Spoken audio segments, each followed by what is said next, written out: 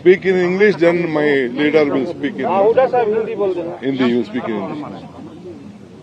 So I'm very sorry that on behalf of the workers of this country, was watching this Himachal Pradesh Rajya Sabha election. So in this Rajya Sabha election, we lost a very senior leader, and I think our Honorable Chief Minister accepted that some failure has happened, but it will not continue further. We have spoken to all the MLAs personally. We have spoken to the PCC President. We have spoken to the Chief Minister. Still one round of discussion also will happen later. So all of them have sorted out all their differences. They will work together. They will see that in the Lok Sabha they come out with a good numbers. And there is no, we are forming a coordination committee between the party and the government with 5 to 6 members, with PCC President, with Chief Minister, Deputy CM, and other members we will announce from the Delhi, the coordination committee, which should be formed between them. And all of them have assured, taken a oath at any point of time, they will all work together to save the party and save the government. There is a big push going on from the BJP side, creating a lot of news, but the numbers can be seen that everyone is united here, so there is no problem. So Honorable Chief Minister has agreed that he is taking everyone together. The PCC President also had conveyed our solid support to the government. The party and the government and the MLAs and the ministers will work together. जय जोहार संगवारी हो, मैं हूं नीलम सिंह। आप मन देखा था नेताजी.live। जैसे कि आप मन जाना था वह हमारे चैनल के माध्यम से हमारी कोशिश होती कि हमन आप मन तक आपके पसंदीदा नेता मन के देगे वक्तव्य और भाषण ला आप तक पहुंचा सकन, वो भी असंपादित। और साथ ही साथ समय समय में देश में चलत राजनीतिक विश्लेषण ला भी आप मन तक पहुंचाए के कोशिश करथन। आओ देखथन आज एक राजनीतिक विश्लेषण। सियासी नैतिकता और दलीय निष्ठा में उठत सवाल। हिमाचल प्रदेश, उत्तर प्रदेश और कर्नाटक तीनों राज्य में क्रॉस वोटिंग करैया मन अपन पार्टी के अनुशासन ला ठेंगा दिखा दे हवे। राज्यसभा चुनाव में हुई क्रॉस वोटिंग राजनीतिक दल मन में अनुशासन के पोल एक बार फिर खोल दे है।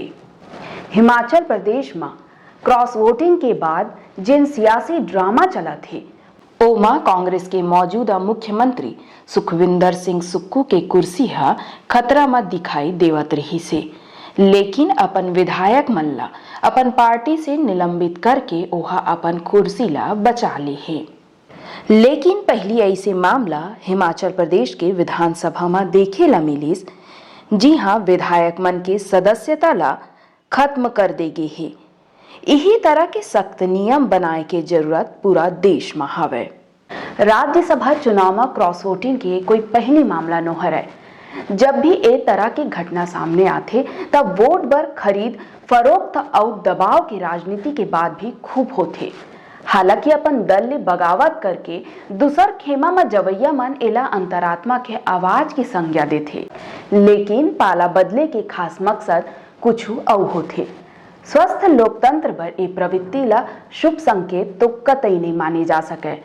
सब जाना थे कि चुनाव ले पहले दलीय निष्ठा तभी बदल थे जब स्वार्थ पूरा होए की उम्मीद सामने नजर आवत रही थे, लेकिन चुनाव के बाद ये निष्ठा सत्ता के खातिर बदलत दिखते।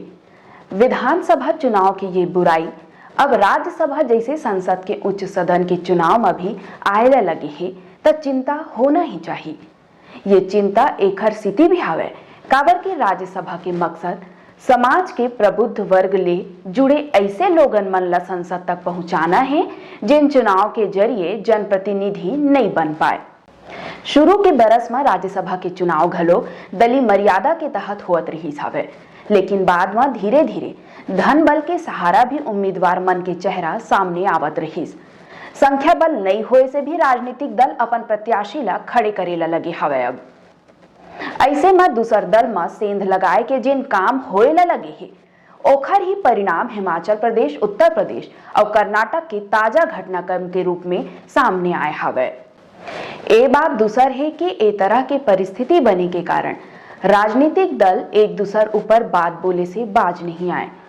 एकर स्थिति हिमाचल प्रदेश में कांग्रेस और उत्तर प्रदेश में समाजवादी पार्टी बर कहे जाते कि वो अपन दल में अंतर कलह ला थामे में नाकामयाब रहीस।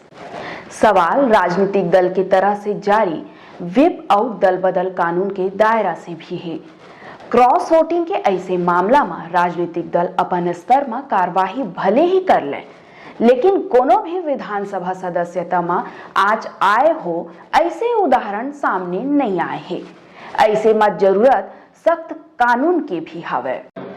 ना तो मैंने इससे किसी ने इस्तीफा मांगा, ना ही मैंने कोई पेशकश की। पहली बात तो ये है कि मुझे जयराम ठाकुर जी जब सदन में बोल रहे थे तो मुझे किसी ने आकर बताया, मैं तो देखा भी नहीं। हम अपना बहुमत भी साबित करेंगे और निश्चित तौर पर कह सकता हूं मैं संघर्ष की राजनीति से निकला हूं और आम परिवार से उठकर हमने राजनीति की है। ये जीत हमारी होगी, हिमाचल की जनता की जीत होगी। और मैं ये भी दावा कह सकता हूं कि भारतीय जनता पार्टी तड़प क्यों रही है। अभी हमारा बजट पास होना, उसमें वोटिंग करवाइए और जो उनके साथ गए वो भी कुछ हमारे संपर्क में है। किसकी पक्ष में वोटिंग करते ये तो अभी आपको सामने नजर आएगा, पर निश्चित तौर पर मैं दावे के साथ कह सकता हूं कि आज जो बजट है उसमें कांग्रेस पार्टी की जीत होगी। इस्तीफे की रूमर भारतीय जनता पार्टी के नेता फैला रहे हैं ताकि विधायक दल में टूटन हो सके और ये सोच रहे कि सीएम साहब के इस्तीफे के बाद जो उनसे संबंधित लोग हैं वो कांग्रेस पार्टी में छोड़ के चले जाएंगे या कांग्रेस में विधायक में भगदड़ मच जाएगी। मैं घबराने वाला आदमी नहीं हूं और मैं निश्चित तौर पर कह सकता हूं कि कांग्रेस की अभी जो हमारा बजट होगा उसमें जब वोटिंग होगी हमारी वहां निश्चित तौर पर जीत होगी। आप मन देखिए वर्तमान में देश में चलत राजनीतिक विश्लेषण ला। आगे यही तरह के विश्लेषण ला देखे बर हमार चैनल नेताजी.live ला लाइक करो, शेयर करो और सब्सक्राइब करो। नमस्कार। नेताजी.live के प्रायोजक है Satyadeep diagnostic and clinic, Supela, Bhilai.